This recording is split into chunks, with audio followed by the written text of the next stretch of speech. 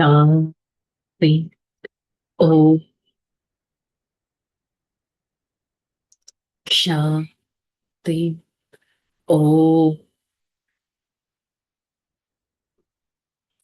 శాంతి. ఓం శాంతి. నేను ఆత్మ, శాంత స్వరూపాన్ని, పుణ్య ఆత్మను, శ్రేష్ట ఆత్మను. మనస, వాచ, కర్మన సదా ఆత్మాభిమాని స్థితిలో ఉంటూ నేను పుణ్యాన్ని జమ చేసుకుంటూ అనుక్షణం శ్రేష్టమైన కిరణాలను వ్యాపింపచేస్తాను. ఈ క్షణం నా ప్రియమైన తండ్రి ద్వారా ఈ జ్ఞాన మురళిని వింటున్నట్టు అనుభవం చేసుకుంటాను. ఓం శాంతి. ओम शांति। मुरली डेट 23/20/26। आज का हेडिंग, मीठे बच्चे, पुण्य आत्मा बनना है तो एक बाबा को याद करो, याद से खाद निकलेगा, ఆత్మ పావన్ బన్ జాయేగా. బాబా చెప్తున్నారు, మధురమైన పిల్లలు పుణ్య ఆత్మగా, చారిటబుల్ సోల్ గా అవ్వాలి అంటే ఒక్క బాబాని స్మృతి చేయాలి. స్మృతితోనే మన ఆత్మ పైన పట్టిన తుప్పు అంతా వదులుతుంది, ఆత్మ కూడా పావనంగా అవుతుంది. నేను స్మృతి స్వరూప ఆత్మను, పుణ్య ఆత్మను, పరమాత్మని సదా స్మృతి చేసే వారిని, పావనంగా ఉండే ఆత్మను అనే స్వమానంలో ఉండటానికి ప్రయత్నిద్దాం.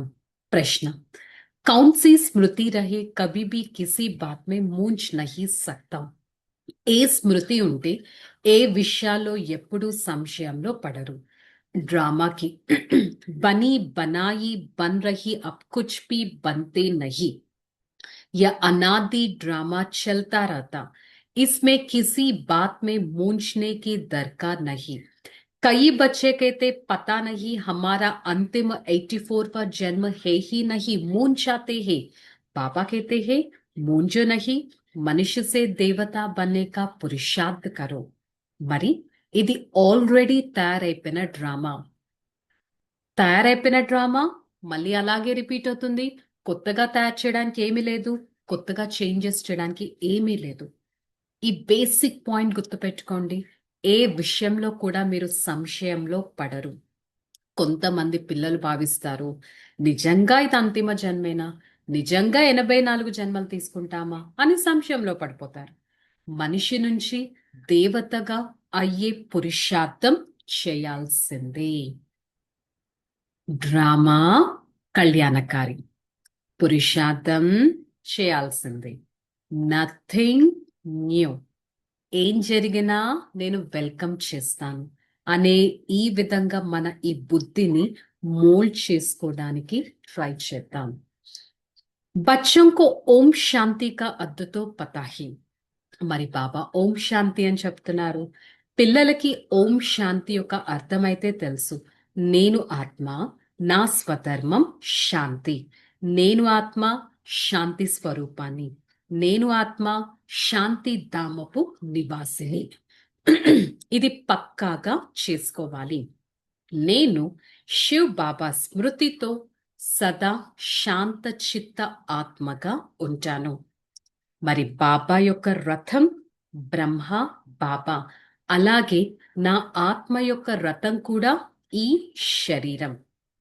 ఇంతకు ముందు పూర్తి అజ్ఞానంలో ఉండేవారిని ఇప్పుడు బాబా వచ్చి మనల్ని జ్ఞానవంతులుగా చేస్తున్నారు.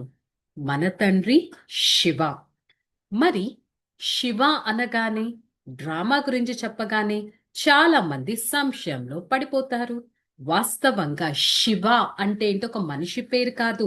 శివ అంటే శ్రేష్టాకారి, సుప్రీం సోల్, శ్రేష్టాకారి, నిరాకారుడు. ఆకారం లేదు. He is just a point of light. పతిత పావనుడు, పతితులను పావనంగా చేసేవారు. వారికి చెందిన వారిగా మనం అయ్యాము. మరి వారెవరిలో వస్తారు?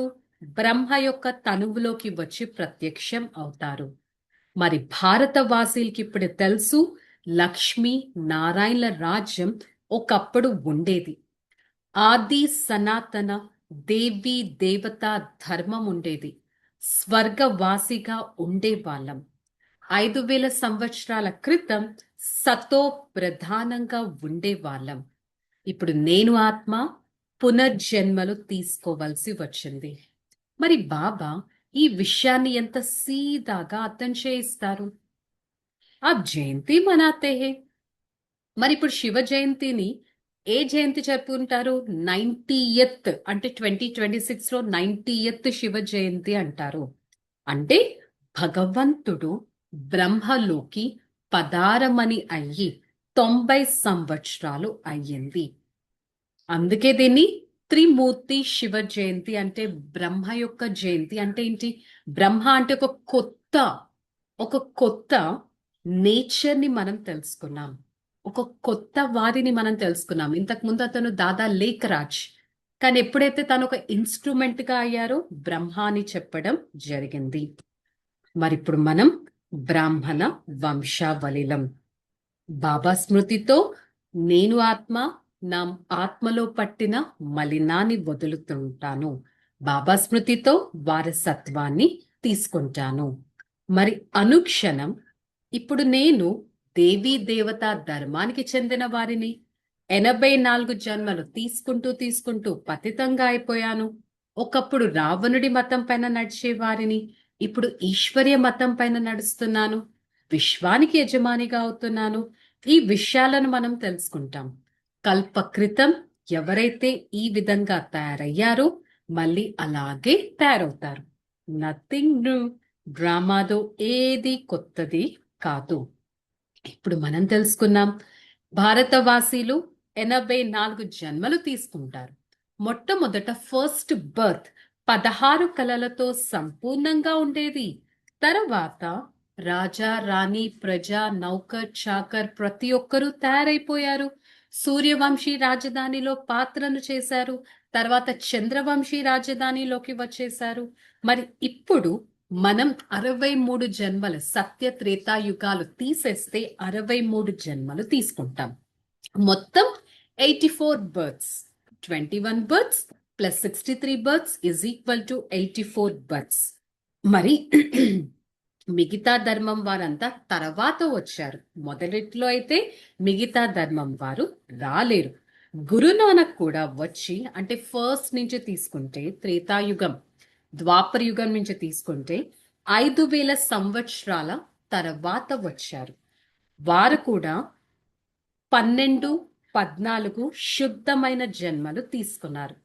క్రిస్టియన్ 2000 సంవత్సరాల తర్వాత వచ్చారు. 60 పునర్జన్మలు తీసుకున్నారు. వృద్ధి మెల్లగా అవుతూ వచ్చింది. ఇవన్నీ విచార సాగరం మంతనం చేయాల్సిన విషయాలు. డ్రామా ప్లాన్ అనుసారంగా డ్రామా రిపీట్ అవుతుంది, హిస్టరీ రిపీట్ అవుతుంది. పూర్తి 84 జన్మలు ఒకప్పుడు మనం కూడా తీసుకున్నాం. మరి పరమాత్మ బింది స్వరూపం, వారికి మనం పిల్లలుగా అయ్యాం. వారు మనల్ని విశ్వానికి యజమానిగా తయారు చేస్తారు, మనల్ని చదివిస్తున్నారు. ఈ చదువును ఇప్పుడు మనం చదువుతున్నాం. ఇది మన అంతిమ జన్మ. కమల పుష్ప సమానంగా పవిత్రంగా అవ్వాలి. నేను ఈ 63 జన్మలు పతితంగా అయిపోయాను. సో ఇదంతా 84 జన్మల కథ. ఈ కథను నేను సరిగ్గా అర్థం చేసుకున్నాను. ఒకప్పుడు సత్యుగం ఉండేది, తర్వాత మారిపోయింది, తమో ప్రధానంగా అయిపోయింది. మెల్లమెల్లగా ఎన్నో ఎదురు దెబ్బలు తింటూ వచ్చాను. మరి బాబా కూడా ఒక అనుభవి రథాన్ని తీసుకున్నారు కదా. వారికి ఈ ఫిజికల్ వరల్డ్ యొక్క అనుభవం ఉంది, స్పిరిచువాలిటీ యొక్క అనుభవం ఉంది, డివినిటీ యొక్క అనుభవం ఉంది. మరి ఈ సంగమ యుగంలోనే పరమాత్మ వచ్చారు. ప్రతి ఒక్కరి సద్గతి చేయడానికి. వారే జ్ఞానసాగరుడు, వారే బీజరూపుడు, వారే పతిత పావనుడు, వారే ఈ మనకి రావణ రాజ్యం యొక్క పరిచయాన్ని ఇచ్చారు. వారి లిబరేటర్, వారే గైడ్ గా అయ్యారు, వారి సూక్ష్మాతి సూక్ష్మమైన వారు. వారినే కదా మనం పరిచయం లేకుండా కూడా పిలిచాం. ఓ పతిత పావన రండి, వచ్చి మమ్మల్ని పావనంగా చెయ్యండి అని పిలిచారు కదా. మరి ఇది ఉన్నదంతా అసత్యమైన ఖండం. బాబా వచ్చి హిస్టరీ జాగ్రఫీ గురించి అర్థం చేయిస్తారు. ఇదే హిస్టరీ జాగ్రఫీ మళ్ళీ రిపీట్ అవుతూ ఉంటుంది. ఏవైతే మనం జ్ఞానం విన్నామో ఈ జ్ఞానం కూడా మళ్ళీ పునరావృత్తి అనేది అవుతుంది. సో ఫైనల్ పాయింట్ ఏంటి? డ్రామా. Drama is perfect. దీనిపైన నిశ్చయం పెట్టడానికి ట్రై చేద్దాం. धारणलो हर एक की निश्चय पाठ जो जान सदा निश्चिंत रहना, बनी बनाई बन रही ड्रामा पर अडोल रहना ही. ప్రతి ఒక్కరి పాత్ర ఫిక్స్ అయిపోయి ఉంది. సదా నిశ్చింతంగా ఉండాలి. ఇది ఆల్రెడీ తయారైపోయిన డ్రామా. డ్రామా పైన ఎలాంటి క్వశ్చన్స్ అనేవి ఉండకూడదు. ఇది ఉన్నదే ఒక చిన్న సంగమ యుగం. భగవంతు నుంచి వారసత్వాన్ని తీసుకునే యుగం. స్మృతి యొక్క బలంతో నేను ఆత్మ వజ్ర సమానంగా తయారవ్వాలి. ఈ మధురమైన దేవీ దేవత వృక్షం యొక్క అంటు కట్టపడుతుంది. మరి నేను ఈ పురుషార్థి మార్గంలోకి నడవడానికి ఎంతో కష్టపడాలి. వరదానం భగవాన్ కి వరదాన్. एक बाबा की याद में सदा मग्न हो, एक रस अवस्था में సాక్షి దృష్ట భవం. ఇప్పుడు ముందు ముందు ఎలాంటి పేపర్స్ వస్తాయంటే సంకల్పంలో స్వప్నంలో కూడా ఇలాంటి పేపర్ కూడా వస్తుందా అని మీరు అసలు ఆశ్చర్యపోతారు. అది ప్రాక్టీస్ చెయ్యండి. ఏం జరిగినా ఈ డ్రామాలో నేను సాక్షిగా అయ్యే చూస్తాను. ఎంతో భయంకరమైన సీనరీస్ చూడాల్సి వస్తుంది. డ్రామాలో నాదొక రమణీకమైన పాత్ర. నేను అందరితో స్నేహి ఆత్మగా ఉండాలి. గంభీరమైన పాత్ర వచ్చిన సాక్షిగా భావించాలి. ఏకరస స్థితిని అనుభవం చేసుకోవాలి. ఇదంతా ఎప్పుడు పాసిబుల్? నేను బాబా స్మృతిలో ఉన్నట్టయితే. స్లోగన్ दृढ़ निश्चय से अपने भाग्य को निमित्त करते तो सदा निश्चिंत रहेगा. దృఢమైన నిశ్చయంతో మన భాగ్యం ఫిక్స్ నిశ్చిత్గా భావించినట్టయితే నిశ్చింతంగా ఉంటాం. నేను భాగ్యశాలి కాకపోతే ఇంకెవరు అవుతారు? సదా భాగ్యశాలి ఆత్మగా భావించి దృఢమైన నిశ్చయం అనేది పెట్టుకోవాలి. సో ఈరోజు మురళి యొక్క హోంవర్క్ ఏంటి? నేను నిశ్చింత ఆత్మను. నేను నిశ్చింత ఆత్మను. నేను నిశ్చింత ఆత్మను. దీనిపైన యోగాభ్యాసం చేద్దాం. రిలాక్స్. ఓం శాంతి. నేను ఆత్మ. డ్రామా రహస్యాన్ని తెలుసుకున్న వారిని. నిశ్చింత ఆత్మను. విజయీ ఆత్మను. స్థిరమైన సేవాదారిని. భాగ్యవాన్ ఆత్మను. సదా ఆత్మాభిమాని స్థితిలో ఉంటూ నేను ఈ డ్రామా యొక్క హిస్టరీ జాగ్రఫీని తెలుసుకుంటూ నిరంతర యోగి ఆత్మగా, పరోపకారి ఆత్మగా, దివ్యమైన ఆత్మగా, శ్రేష్టమైన ఆత్మగా ఉంటాను. డ్రామా రహస్యాన్ని తెలుసుకొని నిశ్చింతంగా సంతోషంగా ఉంటాను. I, the soul, a divine personality, I always try to experience the divinity of myself. I am the God's favorite personality. I am a special soul chosen by the Almighty. I always try to experience the purity of myself. I am the highest authority liked by everyone. For the next few seconds, I visualize this drama, whatever happening in front of me is so cool. Everything is running according to me. Everything is accepted by everyone. Every single soul is doing their best.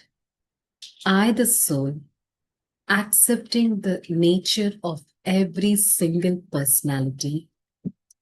And for the next few seconds, I, the soul, try to be relaxed, pure, and have the utmost faith on this drama. Drama is beautiful. Drama is accurate. Drama is powerful. I'm playing an important role in this drama where every scene and a scenery in this drama is accurate to me.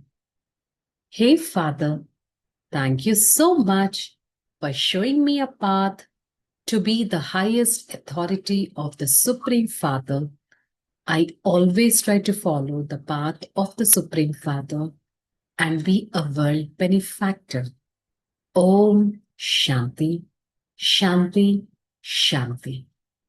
I, the soul, experience the utmost power from the Supreme Father.